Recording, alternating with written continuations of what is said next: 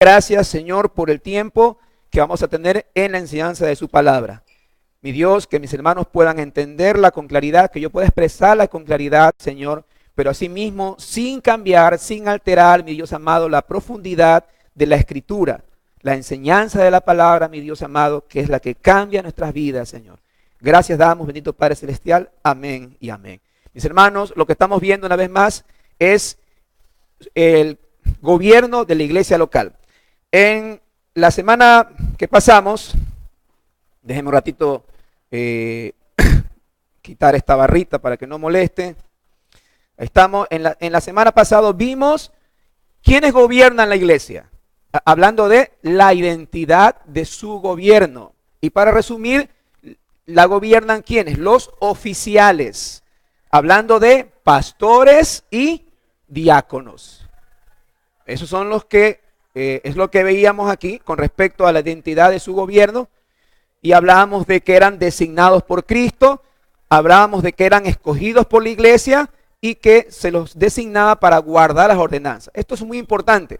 La iglesia no designa pastores o diáconos, Dios los da.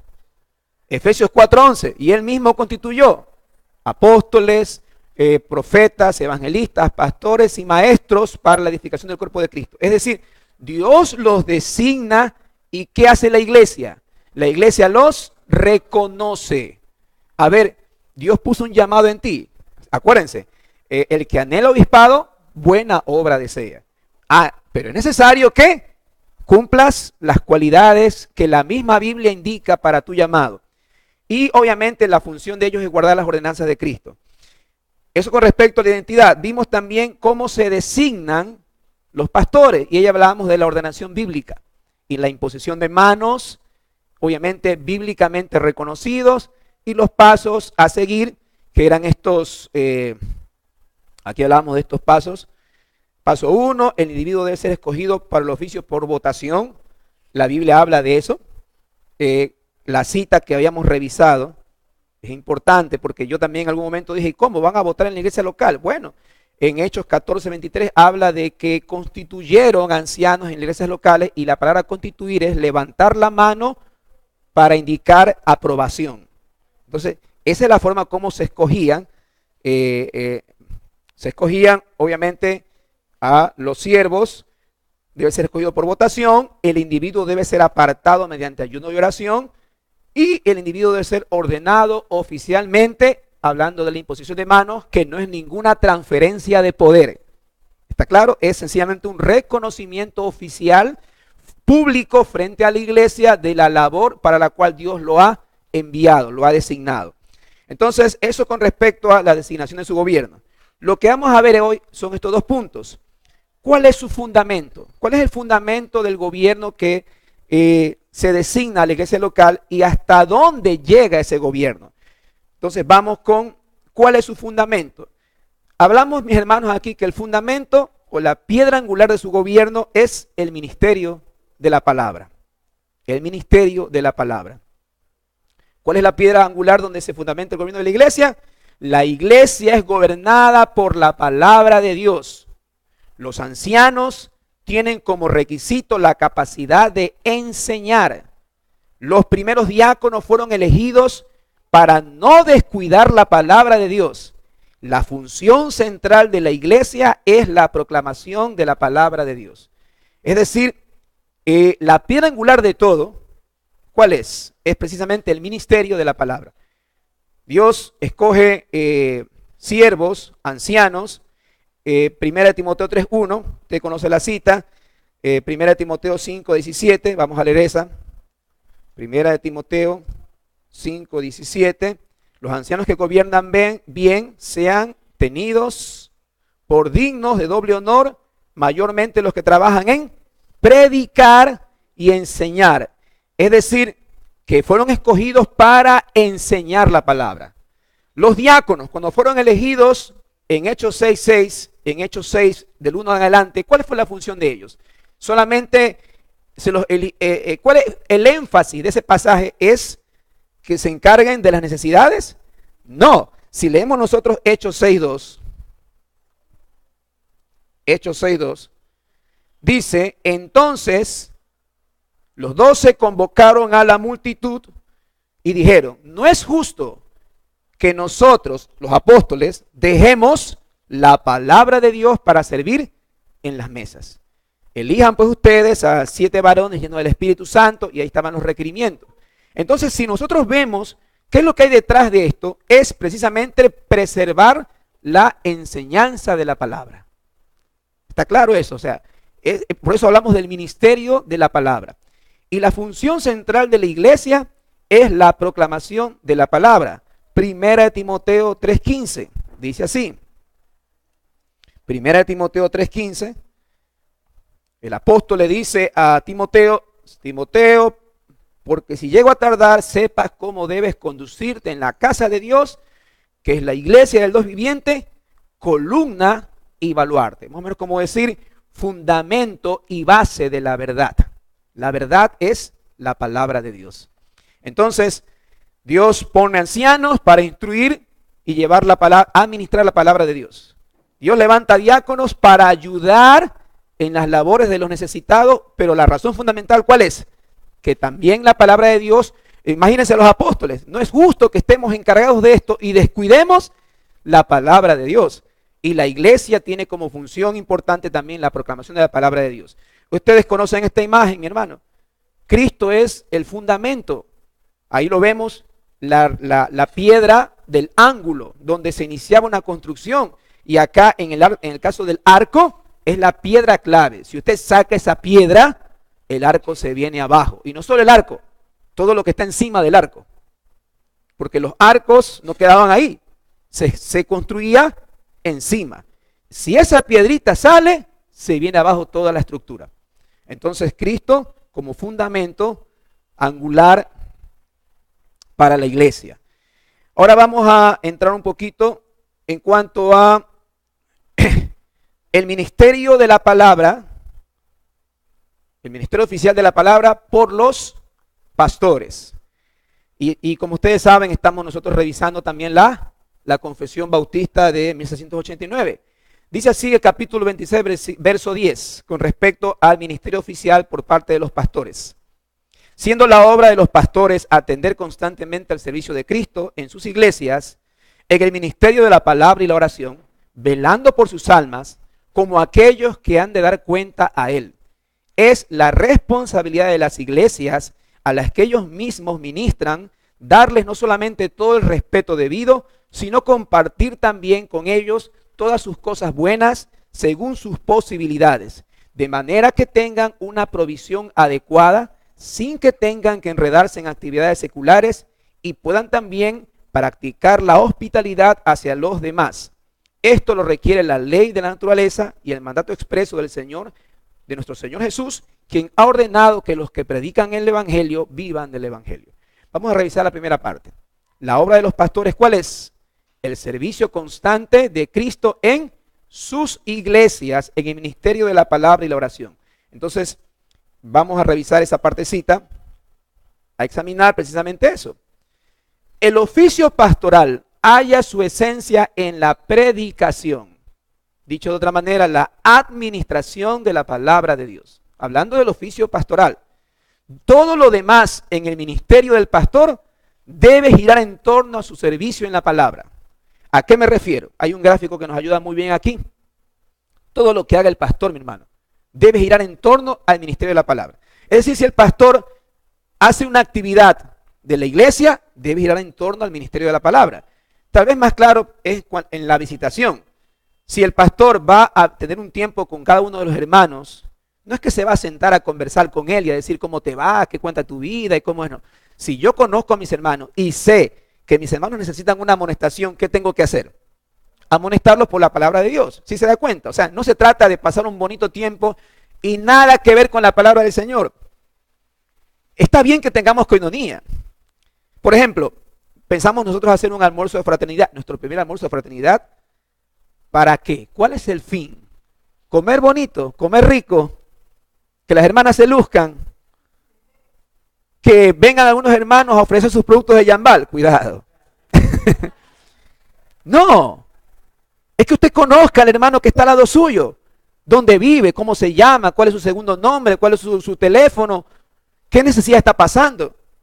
Entonces, gira en torno al ministerio de la palabra. Si hablamos de logística, economía, finanzas, es lo mismo. Es lo mismo. Lo que pasó en Hechos 6 con respecto a las necesidades de las viudas. ¿Cuál era el fin? Era preservar que los apóstoles permanezcan en el ministerio de la palabra y haya diáconos o servidores que se encarguen de las necesidades de la iglesia. Entonces, a eso me refiero cuando hablamos de que todo lo demás en el ministerio pastoral debe girar en torno al servicio de la palabra. La confesión habla claramente, y vamos a tocar esto, de dos cosas importantes. El ministerio de la palabra y la oración. Hechos 6, 2, 4. Vamos a revisar eso luego con mayor profundidad. Si el ministerio de la palabra es central en la vida del pastor, ¿quién va a ser beneficiado aquí, mi hermano? La iglesia local. Si el ministerio de la palabra es central en la vida de su servidor, es la iglesia local la que va, mi hermano, por implicación, es la que va a recibir ese beneficio. Porque yo me voy a parar aquí, mi hermano, y no voy a darles, por decir así, un plato a medias. Cuando usted tiene hambre y le sirven comida, y usted se espera algo rico y le traen una comidita que tal vez no es de su agrado y la mitad. Usted como que se las guarda, decir, hermano, pero yo no me... A mí me gusta que me sirvan así y rico. Entonces, imagine que su servidor se para aquí a dar, cuando usted espera más. Cuando Dios lo ha llamado a que necesita más, alimentarse más.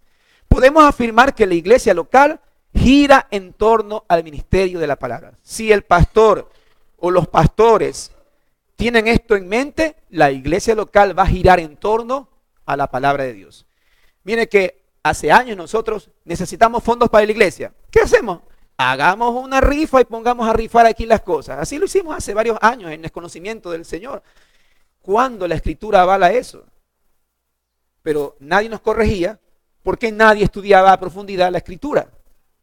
¿Sí se da cuenta? Entonces, si Dios pone a oficiales, al pastor, que estamos hablando ahorita del ministerio de la palabra en el pastor, para que administre la palabra de Dios, y están cometiendo un error, y él no dice nada, entonces, mi hermano, ¿qué va a pasar con toda la iglesia? Va a estar en la misma situación. Pastor, a mí se me ocurre que hagamos esto. A ver, a mí se me ocurre que hagamos esto de acá. A mí me parece que mejor lo hagamos de esta manera. Pero el pastor no dice nada, porque como no conoce la Escritura, todo lo que bien venga, excelente, funciona. Y no debe ser así. Entonces, eso con respecto al ministerio de la palabra de Dios en cuanto a los pastores. Ahora, las grandes responsabilidades. Aquí vamos a hablar de las dos cosas que le indiqué. El ministerio de la oración y el ministerio de la palabra. No están separados, mi hermano. Por eso esa ahí está ahí clara.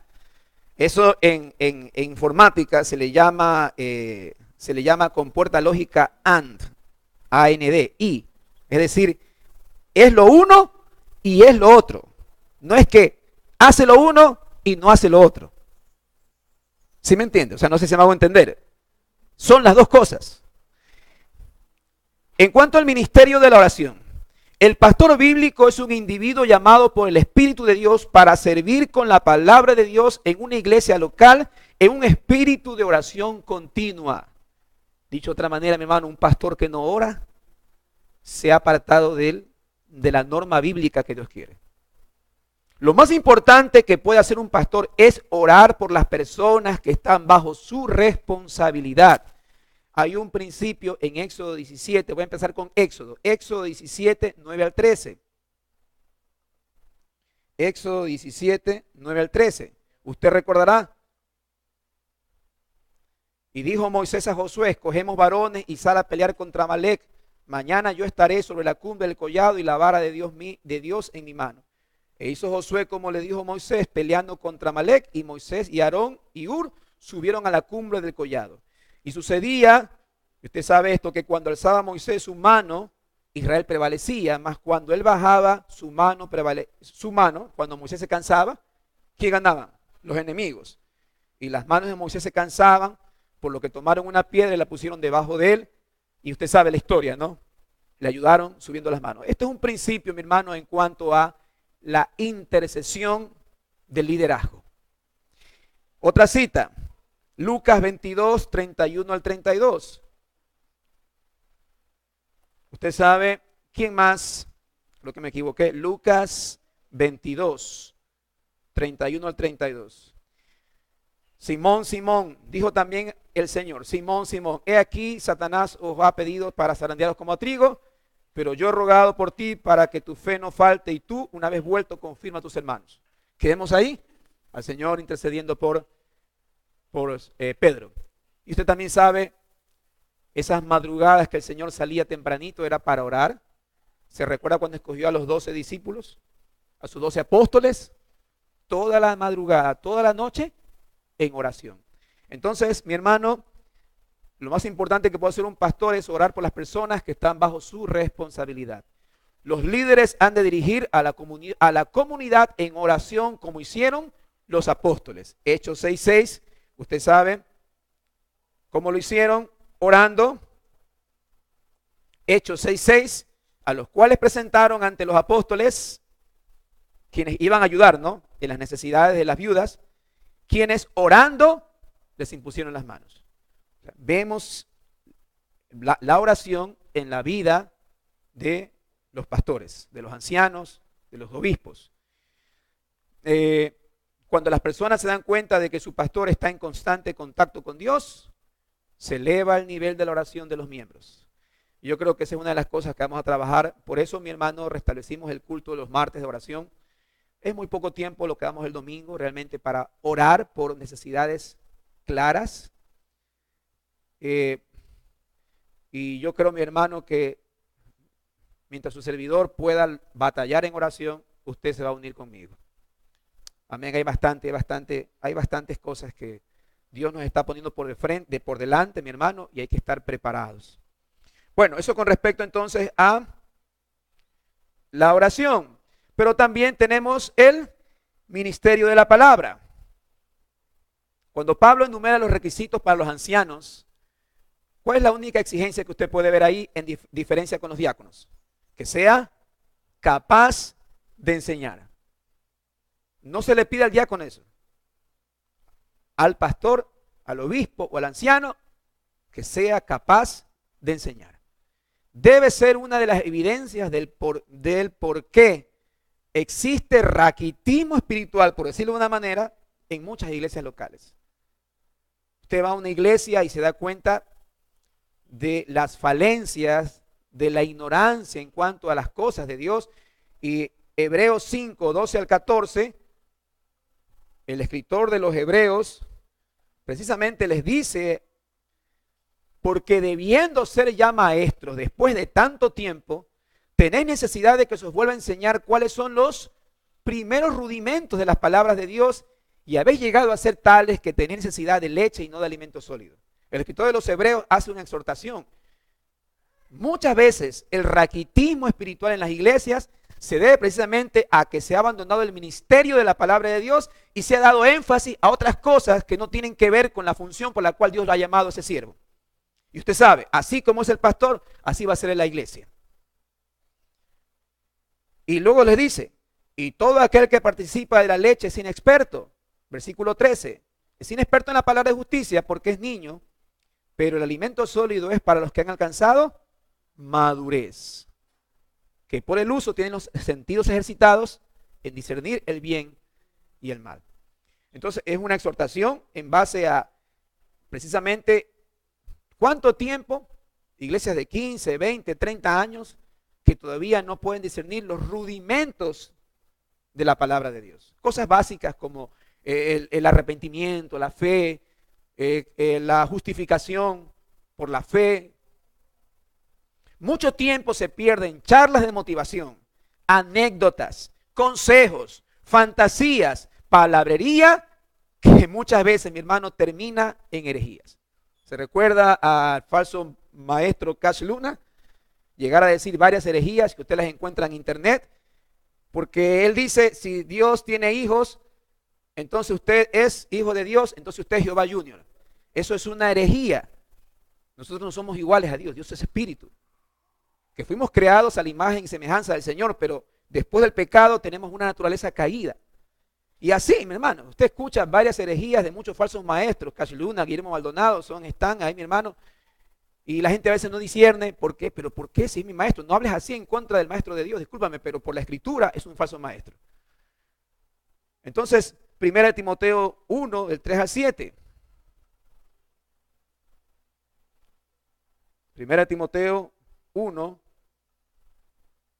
3 al 7, dice así: el apóstol Pablo, Timoteo, como te rogué, Timoteo, que te quedases en Éfeso cuando fui a Macedonia, para que mandases a algunos a que no enseñen doctrina diferente, ni presten atención a fábulas, cuentos, genealogías interminables, que lo que traen, ¿qué cosa es? Más disputas que edificación de Dios, que es por la fe. Así te encargo ahora.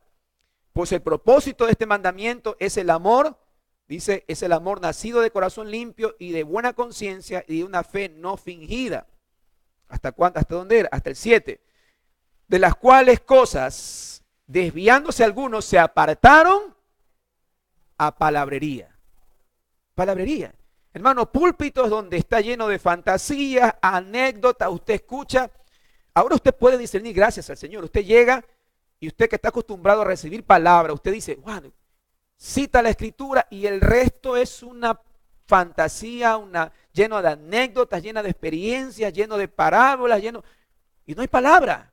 Y usted ya puede discernir la palabra. Usted está acostumbrado a que le sirvan rico y abundante. Y usted va y entonces usted se da cuenta, usted discierne. Queriendo ser doctores de la ley, sin afirmar, o sea, queriendo ser maestros, sin entender ni lo que hablan, ni lo que afirman. Entonces, eso pasa. El pastor debe enseñar todo lo que esté de acuerdo con la sana doctrina. El pastor a quien Dios ha puesto como don de la iglesia, Tito 2:1. Pero tú, Pablo hablando con Tito, habla lo que está de acuerdo con tus anécdotas, con tus experiencias. No, con la sana doctrina de la palabra. Eso es lo que tienes que hablar. Entonces, eso con respecto al ministerio de la oración, al ministerio de la palabra, las grandes responsabilidades de él, que ha sido llamado, que ha sido puesto como don de Dios en una iglesia local.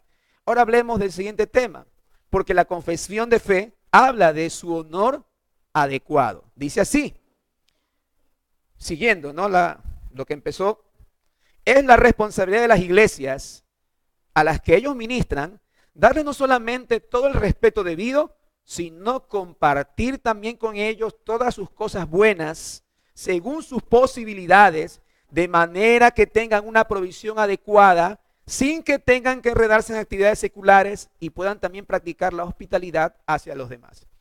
Mi hermano, como pastor, tengo que tocar este tema, no es que porque me favorece a mí, porque yo soy pastor, si tengo que darles todo el consejo de la sana doctrina, ¿qué quiere decir eso? Que tengo que darles todo el consejo de la palabra de Dios. Los ministros deben ser tenidos por dignos de doble honor. 1 Timoteo 5, 17 y 18. Dice así la escritura, los ancianos que gobiernan bien sean tenidos por dignos de doble honor, mayormente los que trabajan en predicar y enseñar. Pues la escritura dice, no pondrás bozal al buey que trilla y digno es el obrero de su salario. La escritura es muy clara con respecto a esto. Cuando habla del doble honor, está hablando del sostenimiento material del siervo de Dios. Gálatas 6:6 dice lo siguiente. Vamos a leer Gálatas del 5, perdón, vamos a leerlo del Gálatas 6 del 7 al 9. Gálatas 6 del 7 al 9 dice así.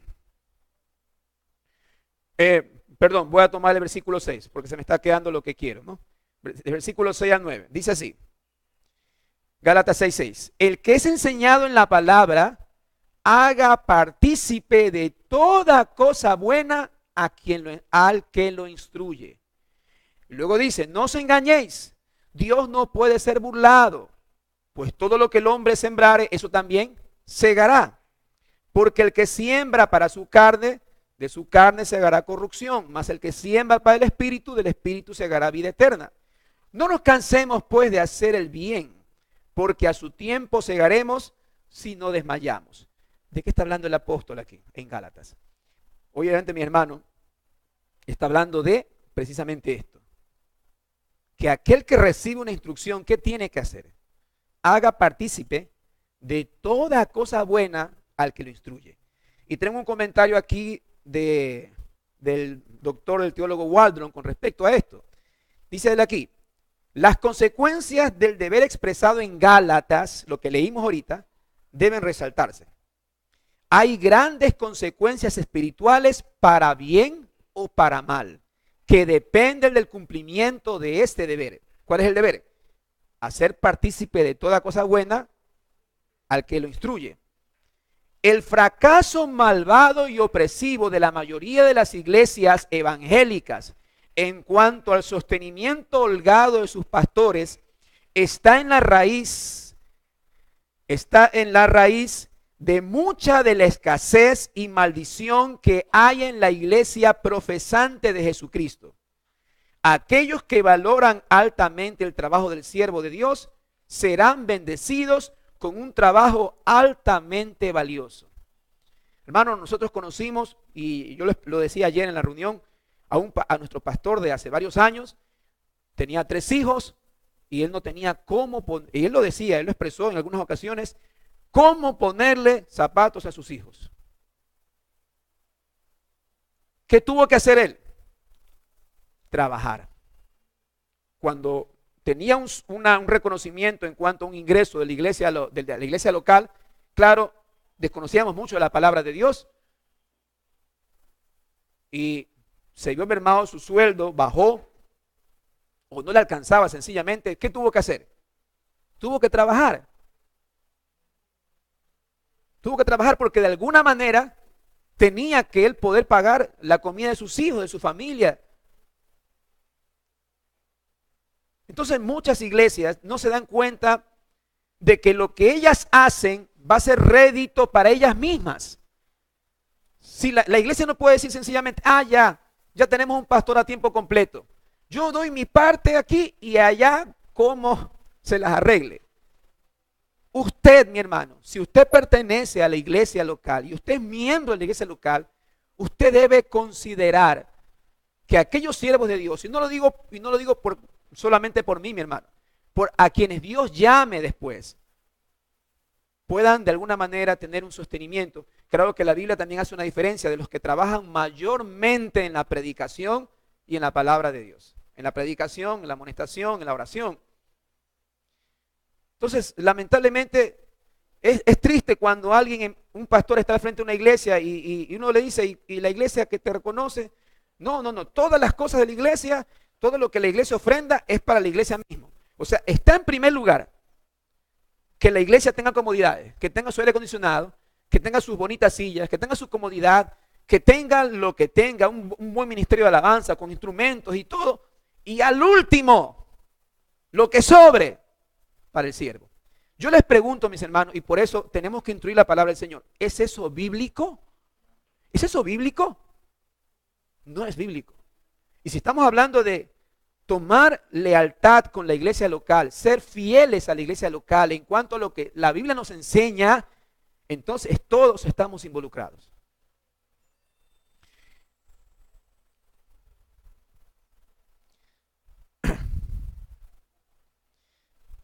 Dice ahora, la iglesia debe apuntar a proveerle un sostenimiento material económico holgado, con el fin de que pueda, sin distracción, darse al ministerio de la palabra y la oración y cumplir así con el requisito de ser hospedador. ¿Usted imagina cómo un siervo de Dios apretado, que apenas puede cubrir los requisitos de su familia, tenga que ser hospedador. Y la iglesia, bien, gracias. Hay un requisito, una cualidad que dice que debe ser hospedador. Vamos a buscarlo, aunque no estaba ahí. Va a salirme del guión. Primera de Timoteo 3. No ha dado al vino, no pendenciero, que gobierne bien su casa, de un neófito, de este Timoteo de afuera, no sé si me está pasando, o Tito. Allá. Hospedador. Y también se repite en Tito, está más claro en Tito también, ¿no? Con respecto a que sea hospedador. Entonces, imagínense ustedes, pero sí, hey, debe ser hospedador el siervo. Pero la iglesia le da un sostenimiento holgado para que se dedique a las cosas del Señor. A veces decía el expositor del que yo tomo ideas del mensaje, decía él, ahora estoy a tiempo completo. Es decir, antes trabajaba, ahora soy pastor. Como diciendo, antes trabajaba, ahora voy a vivir a vaca. No, mi hermano. Si la iglesia reconoció que ese hombre cumplió las cualidades que la Escritura requiere en un proceso de observación y sabe que es un hombre trabajador, es obvio que el ministerio, ¿qué va a seguir haciendo? Va a seguir trabajando. Y más todavía, exactamente. Más, mi hermano.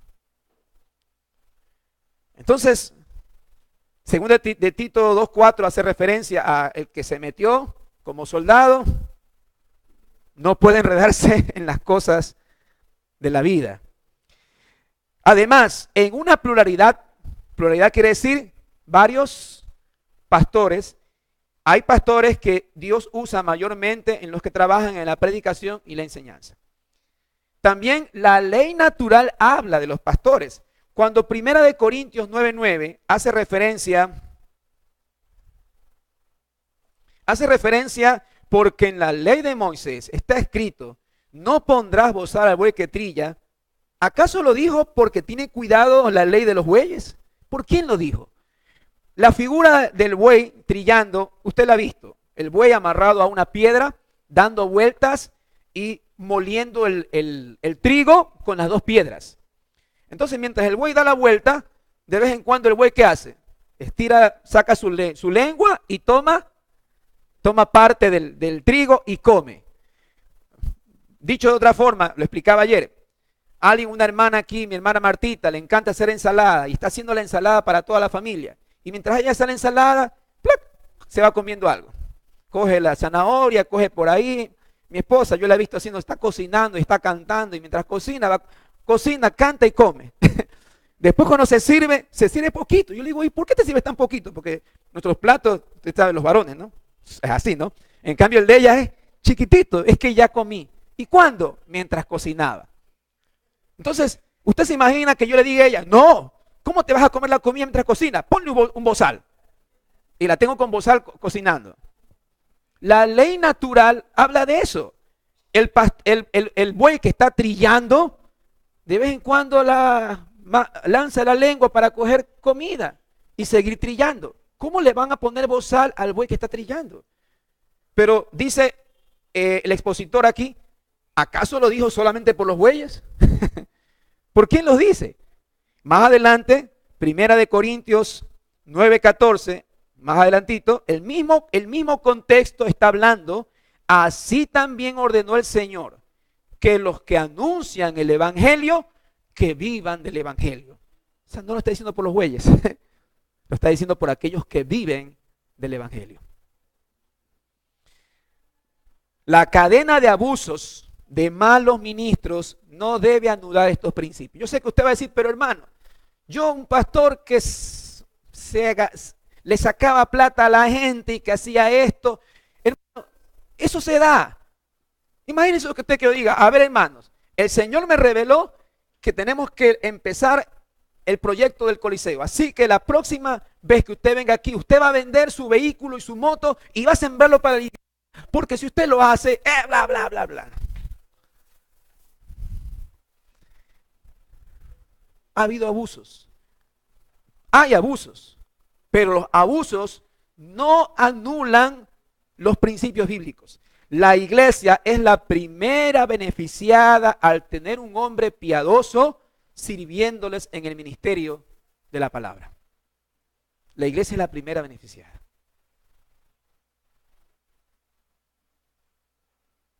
Como conclusión de este punto, 1. Ciertos ancianos en la iglesia deben ser sostenidos materialmente. Acuérdense, la confesión dice, según sus posibilidades. Los que trabajan mayormente en la predicación y la enseñanza. 2. El enfoque de sostenimiento debe estar dirigido a los ancianos que se destacan en el ministerio de la palabra, público de la palabra. Y 3. El grado de sostenimiento material que la iglesia debe dar debe ser generoso y, puse ahogado ahí, holgado, suficiente para vivir y debe consistir en cosas buenas y doble honor. Doble honor. Entonces, eso con respecto a su honor adecuado. Ahora, el ministerio auxiliar de la palabra por parte de otros. O sea, ahora no hablamos de los pastores, hablamos de otros. ¿Qué dice la confesión bautista? En el verso 11 del capítulo 26. Aunque sea la responsabilidad de los obispos o pastores de las iglesias, según su oficio, estar constantemente dedicados a la predicación de la palabra, la obra de predicar la palabra no está tan particularmente limitada a ellos, sino que otros, también dotados y calificados por el Espíritu Santo, para ello y aprobados y llamados por la iglesia, pueden y deben desempeñarla. ¿Qué es lo que está diciendo aquí? Que Dios de alguna manera dota o califica a otros, no necesariamente pastores, para predicar la palabra. El punto aquí enseñado señala eso, que Dios puede dar el don de la enseñanza a otros individuos que no son pastores. Había cristianos enseñando y predicando aún cuando no eran pastores. Por tiempo no lo alcanzamos a ver. Felipe, usted lo conoce, Felipe y el eunuco, predicaba. Felipe era evangelista. ¿Sí se da cuenta? Los varones de Chipre y Cirene en Hechos 11, 19 al 21. Asimismo dice la escritura que había varones de Chipre y Cirene que hablaban la palabra no solamente a los judíos, sino también a los griegos. Y la mano de Dios estaba con ellos. Primera de Pedro 4, 10 a 11. Según el don recibido. Este sí lo voy a revisar. Primera de Pedro 4. Dice así la escritura. Cada uno según el don que ha recibido, ministrelo a otros como buenos administradores de la gracia de Dios, de la multiforme gracia de Dios. Si alguno habla, hable conforme a las palabras de Dios. Si alguno ministra, ministre conforme al poder de Dios, para que en todo sea glorificado Jesucristo, a quien pertenecen la gloria y el imperio por los siglos de los siglos. Y Efesios 4:11, usted sabe, Dios levantó apóstoles, profetas, evangelistas, pastores y maestros. Muchos dicen que los pastores son maestros, y es verdad, pero muchos maestros no son pastores. ¿Sí se da cuenta? Muchos maestros no son llamados al pastorado, pero sí son llamados a la predicación. El Espíritu Santo soberanamente ha dotado y seguirá dotando individuos con los dones de predicación y enseñanza. Una mujer puede enseñar, la Biblia dice que puede enseñar, pero ¿en qué contexto enseñar? A otras mujeres. Una mujer enseña a su familia, enseña a sus hijos, está enseñando. Tiene el don de la tiene el don de la enseñanza, el don de la enseñanza. Pero ella está sujeta a los lineamientos de la Escritura en cuanto a la enseñanza. Entonces, no es pastora, es sencillamente la esposa, posiblemente del pastor, que sabe enseñar. Entonces, estos individuos deben ser aprobados y llamados por la iglesia y así pueden desempeñar dicho oficio. Eso quiere decir que yo no es que diga, a ver, mi hermano, el hermano Richard les va a enseñar de aquí en adelante el discipulado porque Dios me lo ha mostrado. Ahí yo creo que algunos se van a levantar, hermano, pero ¿cuándo? Puede ser que él tenga el don de la enseñanza, pero ¿la iglesia reconoce ese don? Puede ser que no a veces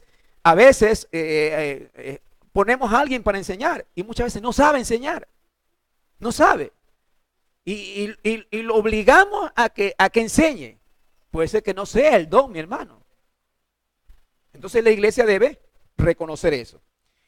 Eso con respecto entonces a este punto, el hecho de que el ministerio auxiliar en la palabra por parte de otros. Esto con respecto entonces a la piedra angular de su gobierno. Y para terminar, ¿cuál es el alcance del gobierno de la iglesia? ¿Hasta dónde llega su gobierno? Ya con esto termino, mi hermano. ¿Qué dice la confesión bautista? ¿A qué se refiere esto de alcance? Lo voy a decir de otra manera. Voy a coger otra vez a Richard. Uno de los hijos de Richard se porta mal. Entonces, pastor, mi hijo se está portando mal. A ver, tráemelo acá. Y yo cojo, pum, pum, pum, le meto palo. Viene, qué sé yo, Carlitos Preciado. Dice, pastor, mi mujer no se está sujetando. Entonces yo voy y la amonesto a la mujer y la pongo en... O sea, paso por encima de la autoridad de él. A eso se refiere. Dice el capítulo 26. Todos los creyentes están obligados a unirse a iglesias locales cuando y donde tengan oportunidad de hacerlo. Asimismo, todos aquellos que son admitidos a los privilegios de una iglesia también están sujetos a la disciplina y el gobierno de la misma conforme la norma de Cristo. Entonces vamos a cerrar con esta parte para poderlo entender un poquito más claro. ¿Qué es lo que dice la Biblia? La iglesia debe ejercer cierta autoridad o disciplina sobre sus miembros para llevarlos a la observancia de los mandatos de Cristo. Amén. Es verdad. La iglesia debe ejercer cierta autoridad. En ciertas iglesias el pastor abusa de su autoridad. Oiga, es verdad, yo recuerdo en un video que cogía el pastor y a esos que pecaban abiertamente, ¡pum!, una cachetada a otro y los cacheteaba, mi hermano. Esa es la cachetada de la unción, ¡pah!, para que se les quite las ganas de pecar. Entonces, hay abuso de parte del pastor en su autoridad. Mire, se está pasando de la autoridad que Dios le ha dado. La Escritura dice claramente que el siervo de Dios no debe enseñorearse de la iglesia, sino ser ejemplo de la grey. Se pasa esa autoridad diciendo a los creyentes qué es lo que deben y no deben hacer. Hermana, dice, usted no venga con esos aretes la próxima semana porque esto y lo otro. Se lo prohíbo. Esa no es la forma. El pastor debe enseñar. Bueno, si viene una hermana y acostumbra a venir en minifalda, es obvio, mi hermano, que, y no solo el pastor, algunos de ustedes tal vez, o las mujeres mismos, ¿no? Hermana, dice, la Biblia dice que la mujer se debe vestirse, ¿cómo dice exactamente? Decorosamente, ¿no? Decorosamente, o sea, así que por favor, tenga la bondad, ¿no? ¿Sí me entiende? Pero yo no estoy aplicando, no, pecadora, el espíritu de, qué sé yo, de sensualidad está en ti, quédate afuera, cuidado. No. La palabra de Dios, ¿qué dice? ¿Qué dice la palabra del Señor? Entonces, pero Dios pone límites a la autoridad. Tienen todos su jurisdicción. Ese término lo veíamos ahora en el seminario. Jurisdicción, su ámbito local. Si los hijos de Richard se portan mal, si los hijos del hermano Anastasio se portan mal en el culto, yo no es que lo voy a coger, ¿sabes qué, Richard? Me lo voy a llevar allá y le doy. No, yo tengo que hablar ¿con quién? Con Richard. Para no darle a él, no es eso. Sino decirle, ¿sabes qué, varón? Tus hijos deben comportarse en el culto. Mira que están haciendo esto y esto y lo otro. Y Richard es quien los tiene que ajustar allá, en la casa.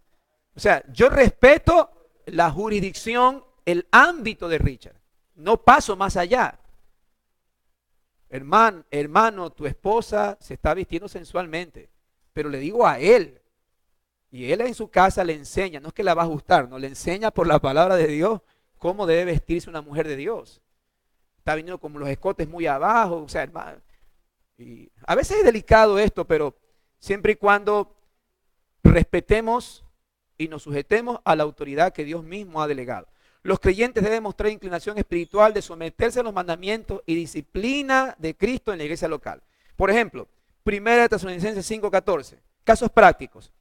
Con esto termino, 5:14, dice así: También os rogamos, hermanos, que amonestéis a los ociosos, que alentéis a los de poco ánimo, que sostengáis a los débiles, que seáis pacientes para con todos. Ociosos, mi hermano, o sea, ¿cómo le dices a un ocioso que está siendo ocioso?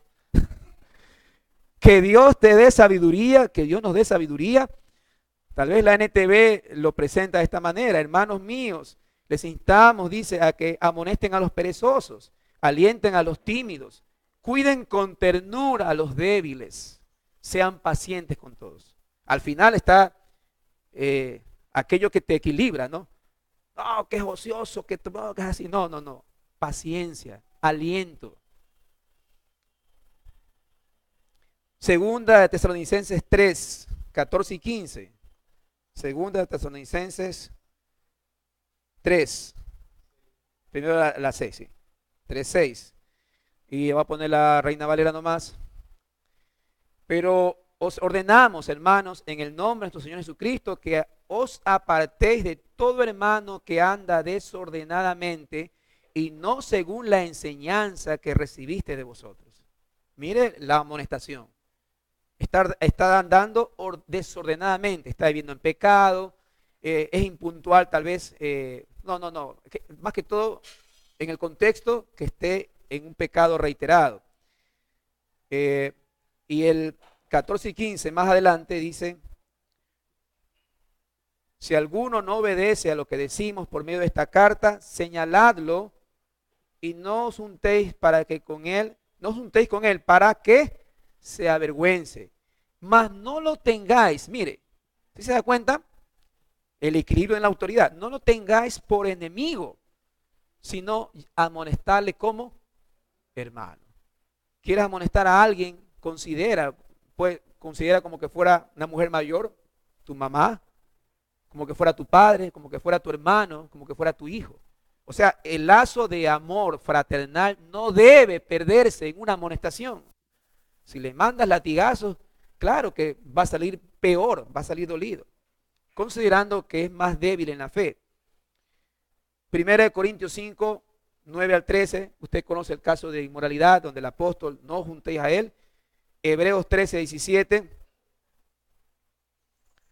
obedeced a vuestros pastores y sujetaos a ellos, porque ellos velan por vuestras almas, como quienes han de dar cuenta, para que lo hagan con alegría y no se quejen, mi hermanos, para que sea provechoso. Entonces, con esto, mi hermano, terminamos lo que tiene que ver el alcance de su gobierno, hablando en un tópico más general, el gobierno designado. ¿Cómo se gobierna la iglesia local? Amén. Vamos orando. Padre Celestial, gracias, Señor, por su palabra que ha sido expuesta.